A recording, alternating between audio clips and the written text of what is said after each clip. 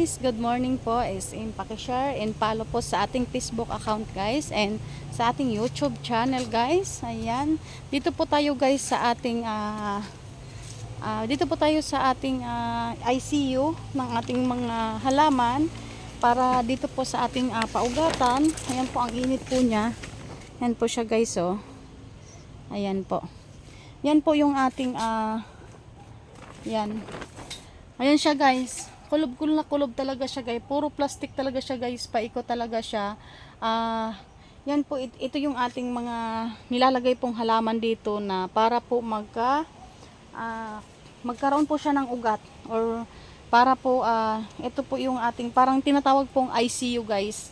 Dito po namin lahat siya kinukulob. Yung aming mga plants, mga kinakatings po.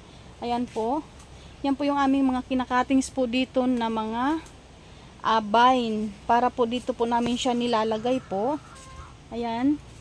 Ito po yung aming mga kaliko vine. Ayan po siya guys. Oh, yung kanyang ugat. Sobra dami na po. Yan po yung aming paugatan po. Parang tinatawag po siya na ICU po. Dito po namin siya ina-ICU. Ganito lang po kaiiksi yung aming pinuputol. Yan. Ganito lang po. Ang kaiksi pong halaman pinuputol namin. Tapos tinutusok po namin siya sa Florarpum guys. Ito po siya guys, nabulol. Ayan po.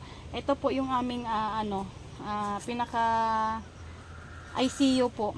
Yan, wala po siyang paikot po yan siya, naka-plastic po yan. Kaya sobrang init po. Pag pumasok po kayo dito, sobrang init. Wala pong hangin na pumapasok po yan. Yan siya guys, oh, yan. Ito po yung ating mga ugat po na mga Pero okay lang po yan guys, kahit nangingitim yung mga dahon niya. Yan po yung kanilang mga dahon na pinakaunang dahon. Lumang dahon na po nila, kaya po nagkakaganon po sila. Ayan. Sa ating mga gumamela, ayan, dito po natin nilalagay yung ating gumamela pero wala pa po siyang ugat. Ayan. Pero meron na tayong mga nailabas doon na gumamela na mga una. Meron na po tayong nailabas doon. Ayan. Unti na po siyang nagkakaugat po siya. Yan guys. Ayan po, ang dami po natin dito. Nakalagay po sa po. Ayan. Para mabilisan po. Ayan, sa mga mabilis. Ayan, sa may mga gusto po kung paano, sa mga nagtatanong po kung paano po namin sila binubuhay po yung aming mga vine. Ayan po. Kung paano namin sila binubuhay, ayan po siya. Nakalagay po siya sa isang baso. Ayan. Tapos, Florarpum. Ayan po. Tapos, dito lang po, sinisilip lang po namin sa ilalim kung ano po yung may mga ugat na po dyan. Yan po yung kinukuha po namin. Nilalabas lang po namin yung ating may mga ugat na talaga.